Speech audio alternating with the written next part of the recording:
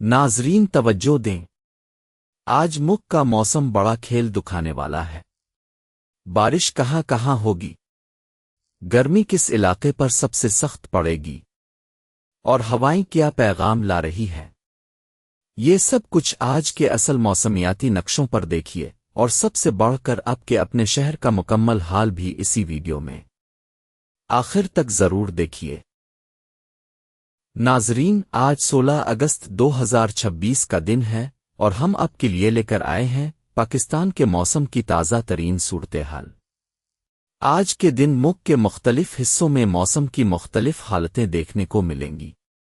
ملک کے بالائی اور مرکزی حصوں میں بارشوں کا سلسلہ جاری رہنے کی توقع ہے، جبکہ جنوبی علاقوں میں گرم اور مرطوب موسم رہے گا۔ آئیے تفصیل سے جانتے ہیں کہ آج کا موسم کیسا رہے گا۔ اب دیکھیے بارش کا اصل نقشہ۔ نیلے رنگ کے علاقے وہ ہیں جہاں اگلے 24 گھنٹوں میں بارش متوقع ہے، اور جتنا گہرا رنگ اتنی تیز بارش۔ گھڑی کے ساتھ ساتھ دیکھیے کہ بارش کا نظام کس وقت کہاں پہنچے گا۔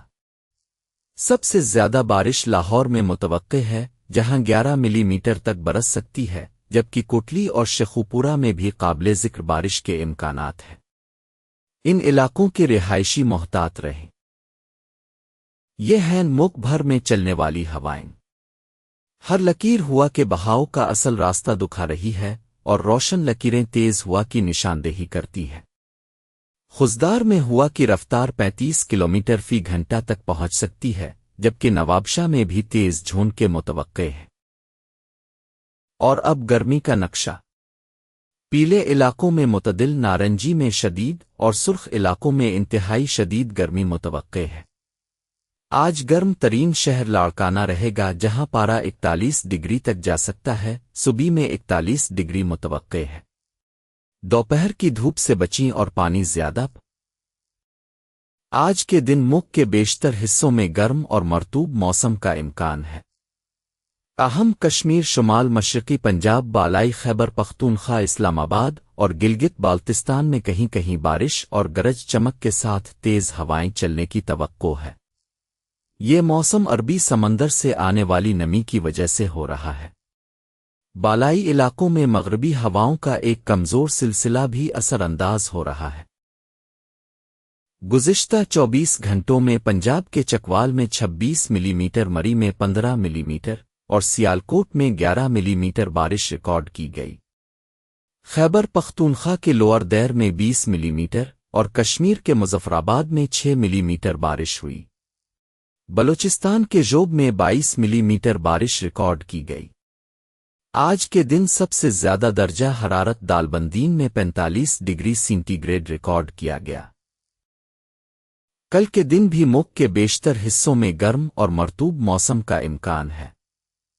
تاہم کشمیر، شمال مشرقی پنجاب، پوٹھوہار ریجن اور بالائی خیبر پختونخوا میں کہیں کہیں بارش اور گرج چمک کے ساتھ تیز ہوائیں چلنے کی توقع ہے۔ ان علاقوں میں کچھ مقامات پر شدید بارش بھی ہو سکتی ہے۔